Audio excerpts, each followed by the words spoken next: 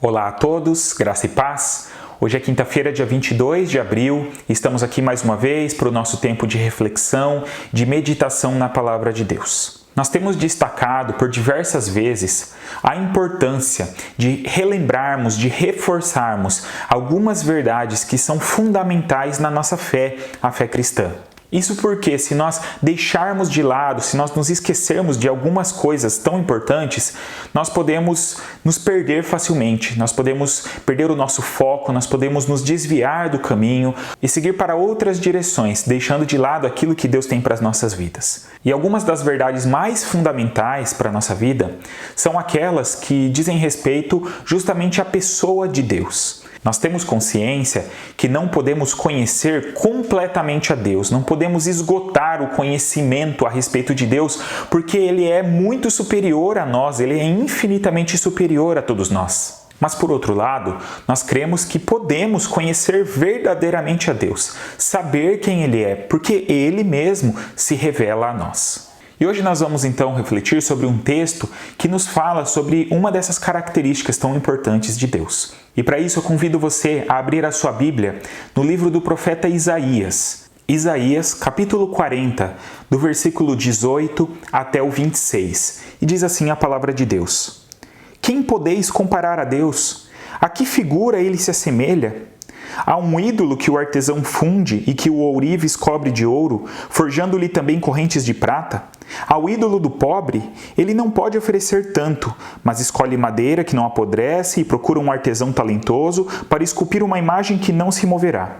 Por acaso não sabeis? Não ouvistes? Não vos foi dito isso desde o princípio?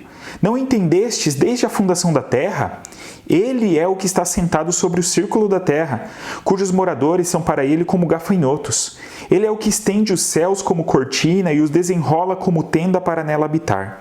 Ele é o que reduz os príncipes a nada e torna inúteis os juízes da terra. Mal são plantados e semeados e mal firmam raízes na terra.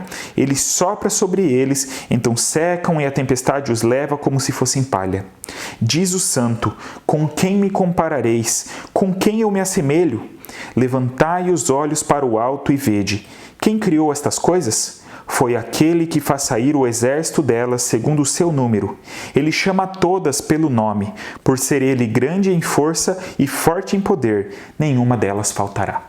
Então nós temos aqui uma clara declaração da grandeza, da soberania de Deus. E vemos que o nosso Deus é um Deus incomparável. O texto traz esse desafio para todos nós. Na verdade, é Deus que está falando por meio do profeta Isaías, e ele desafia aquele povo, e esse desafio chega até a mim e a você. Essa pergunta do versículo 18. Com quem nós podemos comparar a Deus? A quem Deus se assemelha? O texto mesmo nos propõe que será que nós podemos comparar a Deus a um ídolo construído por mãos de homens? A um ídolo de madeira, de pedra ou de algum outro material que é feito com todo cuidado por alguém, por um artesão, mas que na verdade não se move, que não tem vida em si?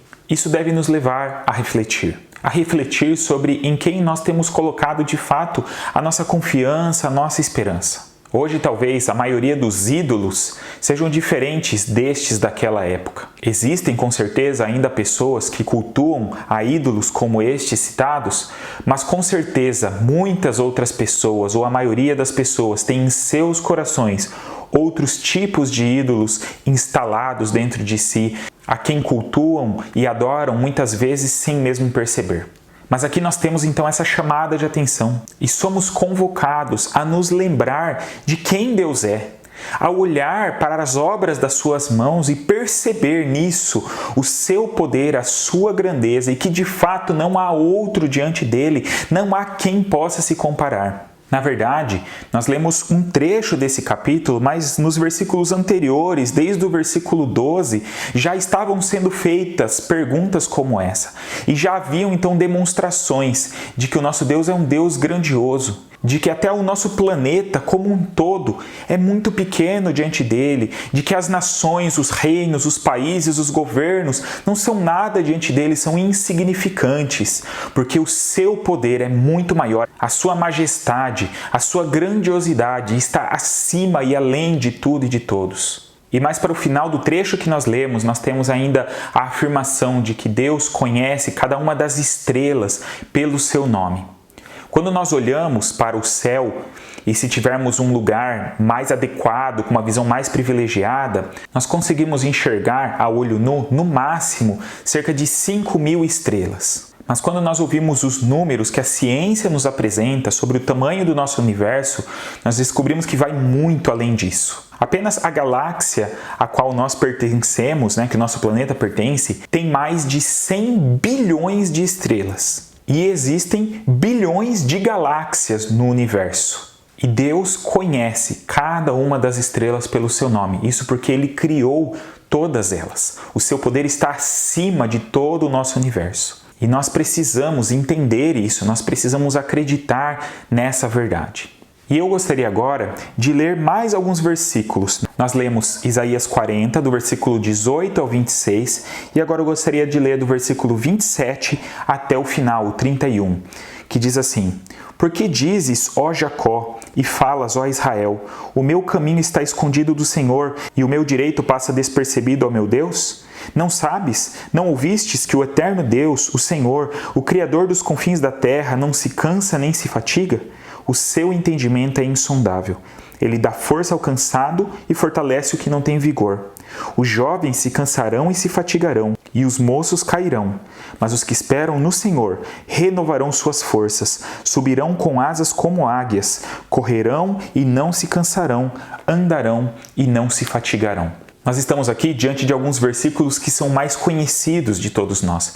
E com certeza, esse desfecho desse capítulo é a parte mais bela.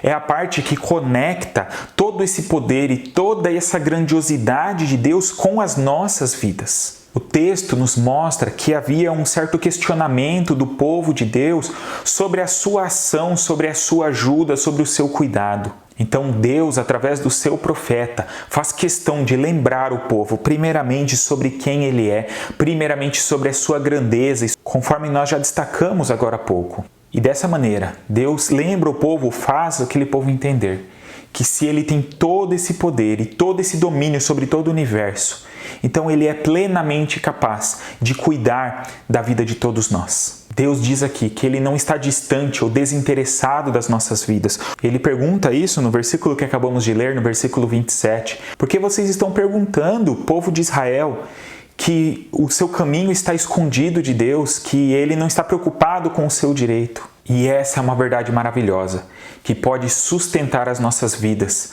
inclusive nos momentos de maior dificuldade. Mesmo em meio às nossas falhas, às nossas limitações, existe restauração e cuidado de Deus disponível para nós. Essa parte do livro de Isaías, que se inicia no capítulo 40, está falando justamente da restauração prometida por Deus ao seu povo após um período de exílio, que nós inclusive falamos no domingo e olhamos para a história de Daniel.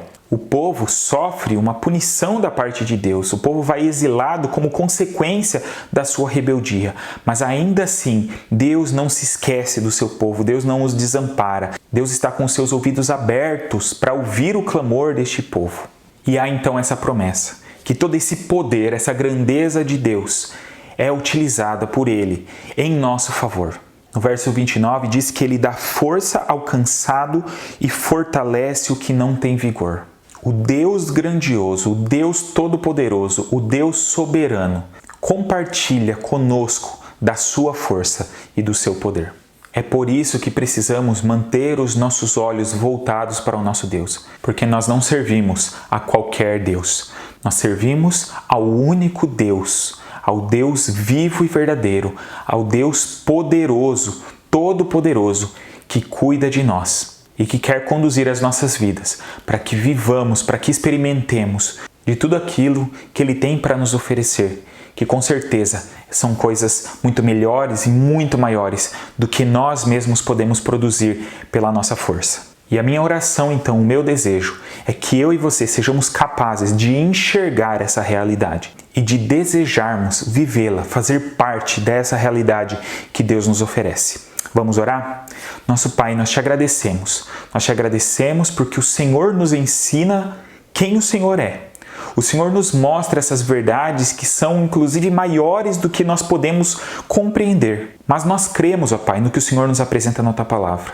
E hoje vimos aqui, com base nesse texto, que o Senhor é o Deus grandioso, majestoso, soberano, Deus sobre todas as coisas. Reconhecemos que muitas vezes os nossos olhos não estão no Senhor, mas olhamos para o lado, olhamos para as circunstâncias e muitas vezes colocamos inclusive a nossa confiança, a nossa esperança em outros lugares, em nós mesmos, mas nesse tempo, ó Deus, nós queremos renovar a nossa força no Senhor. Se em algum momento das nossas vidas, diante dos desafios, diante das dificuldades, nós nos sentirmos fracos e abatidos, que possamos nos lembrar que o Senhor é forte o suficiente para nos sustentar, que o Senhor, que é tão poderoso, compartilha conosco e traz até nós, ó Deus, do Teu poder, da Tua força. E que assim nós possamos então seguir em frente, agradando ao Senhor e servindo ao Senhor da maneira que o Senhor merece.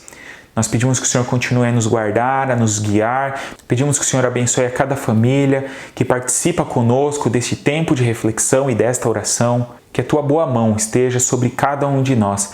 Que o Senhor possa derramar das Suas mais ricas e mais preciosas bênçãos sobre a vida de cada um. Tudo isso nós te pedimos com gratidão nos nossos corações e nós oramos no nome do nosso Senhor Jesus. Amém. Que Deus nos ajude para que a cada dia possamos entender mais e principalmente viver mais com base nessas verdades da Sua Palavra. Que Deus abençoe ricamente a você e a sua família. Um grande abraço e até o próximo vídeo.